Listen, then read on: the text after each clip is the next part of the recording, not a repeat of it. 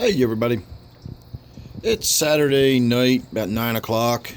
I'm in the middle of doing a big water change here on my 125. I've been putting it off and putting it off, but tonight I put it off no more. We're actually in the process of filling the tank back up now, so I figured I would take a few minutes and have a little chat about the tank. I did the filter change tonight. It was really nasty. It was probably one of the dirtiest filters I've changed in a long time, so that makes me scratch my head wondering when the last time I actually changed that filter was. So it's all repacked and ready to go. I actually did start working on cleaning up that big pile of rocks and sticks and old empty bags from bringing fish home. And I had a whole pile of stuff going on there, so I've been working on cleaning that down. I got the glass wipe down in here, and I have been pondering what to do with my gudgeon because he's got some more injuries again. And I think tomorrow is going to have to be the day where I just get in there and do something. I don't know what I'm going to do. I think instead of going down to my good fish store that I often go to, the House of Tropicals that I like so much, that's down in Glen Burnie, I think I might go out to the other one that I don't really talk about so much. They don't want me shooting video or taking pictures in there, so I won't talk about them either. Don't know why, but that's how they want it, so I won't talk about them. At any rate, that's where I got the loach years ago.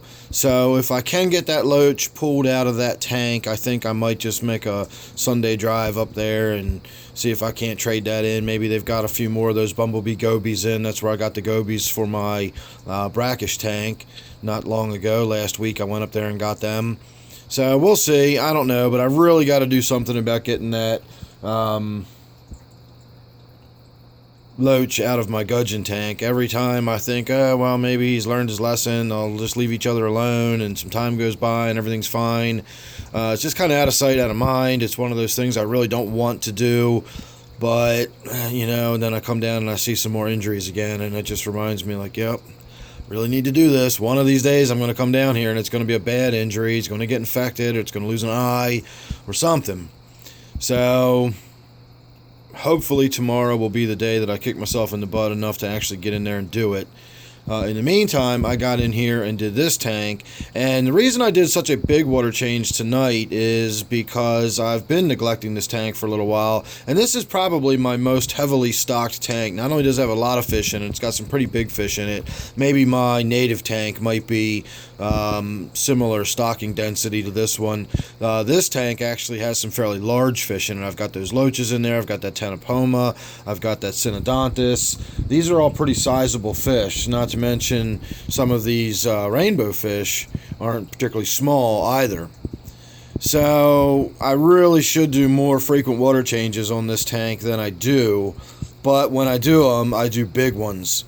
Now, keep in mind, when I do these really big water changes like this, and I can do them fairly frequently, in fact, I can do them as often as I want, it's because I spent a lot of time getting my water system set up so that my water flowing into the tank right there is pretty much the same as what went out of the tank. The only real difference is what went out of the tank had a lot more dissolved solids, organics, nitrates, phosphates, stuff like that, than what's coming into the tank. And of course, because of all those additional nitrates in the water, that does bring the pH down a little bit. So the pH will shift a little bit when I do a big water change like this, but the water hardness isn't going to change. The pH isn't going to shift enough to really make any kind of a difference, and the only thing that really is going to shift is the total dissolved solids, and I'm just going to be dumping lots of organics and stuff out of the tank. So I try not to do that too much. If the organics are getting too high, I don't want to shock the fish by doing a 75% water change and going from 80 parts per million on the nitrate test to 20 parts per million. I think that would be a bit shocking to their systems if I dropped it that much that quickly. But doing a 50% water change, if I knock the nitrates down from dark red to right on the cusp of being red, That keeps the nitrates reasonable, or at least it brings them back to reasonable, and it's not too shocking on the fish. The trick is, instead of waiting 10 days or 2 weeks before I do the next water change, I need to get in there in 5 days and do another 25% water change or something like that. And if I do reasonably significant water changes, much more frequently, I'll be able to keep the organics, much more manageable in this tank. But they're definitely getting up above where I like them. I don't like to see that valve get dark red. I don't mind if it's red. As I've said plenty of times over the years, some nitrates in the tank aren't going to hurt your fish the way a lot of people make out. But I don't like it when they're getting dark red. That's getting a little too much, and it's just, if nothing else, it's a proxy to what else is going on in the tank. If you got that many nitrates in the tank, then you got a lot of other stuff going on in there too, and it just shows that it's been a lot of time since you've done a water change, and it's just about time to get in there and do one. So tonight we did a big one, and now we're just waiting on the tank to fill back up. So my final thoughts before I go will be that I'm thinking about doing another video about filtration, and I've mentioned plenty of times in the past about how you can set a tank up and run it without filtration at all. You can do it with no filters. So every time I say that, I have somebody jump on my neck and tell me, well, then I dare you to take the filter off of your tank. And, I'm not saying you can just yank the filter off your tank. I've never presented it that way. As I've said, you can set up a tank so that you don't have a filter on it. I'm not recommending anybody do that. You can also ride a horse to work. I'd still suggest getting in your car and driving because it's a lot more efficient, and we've progressed, quite a bit from the days of having to take the horse to work. So just because you can do it doesn't mean I'm recommending you do it. But I am thinking about doing a video where I discuss why we have filters on the tank and how you can set a tank up without a filter on it and have all the fish in there be just fine. And not so much as a how-to type video, but more as a thought exercise, just to broaden our understanding of how the nitrogen cycle works. Because if you can understand what exactly is going on with a filter and how to set a tank up without a filter on it and have all the fish in there be okay, then you've got a pretty good understanding of how the nitrogen cycle in a tank works. And I will say that the key is circulation and water movement. When I say no filter, I don't mean stagnant water. I mean no actual canister filter or hang on the back filter that's got pads in there that pull the water out, or pull the detritus out of the water or anything like that. You still would need some sort of power head or some sort of circulation.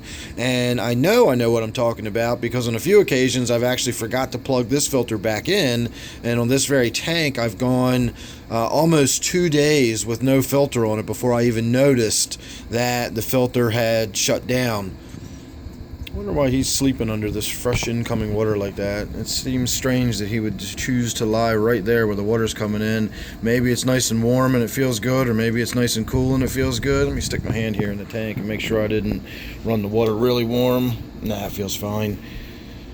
I have done that before. I set the water warmer than I realized and came back and checked, and the tank was like bath water. Not necessarily this tank. I don't remember which one that was, but I know I've done that before.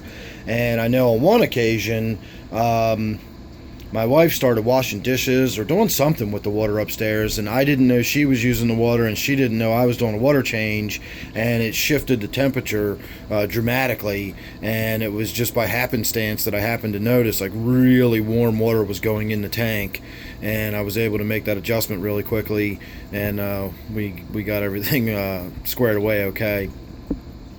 At any rate, I have had this tank actually go days without the filter running before I even noticed, and it's all because I've got that great big 1500 gallon per hour power head in here, and the tank had plenty of circulation going on in it, and that is really what your filter's chief purpose is. Its key job is to move water around your tank. That is the sole purpose of your filter is simply to move water around the tank. Now that movement does a lot of things, and there's a reason we do that. And again, I'll go into that in more depth and detail when we go into that video. But I'll make a discussion video out of that. We'll talk about the whys and wherefores and hows and all that kind of stuff about, you know, why we run filters on tanks and why we do it rather than have, you know, unfiltered tanks. Remember, when I say unfiltered, I don't mean stagnant. So I'm going to go ahead and wrap that up, double check all my parameters, make sure the water is still the right temperature coming out of the tap in there. Just because the tank feels good doesn't mean the water coming right out of the bottom of that hose is still good.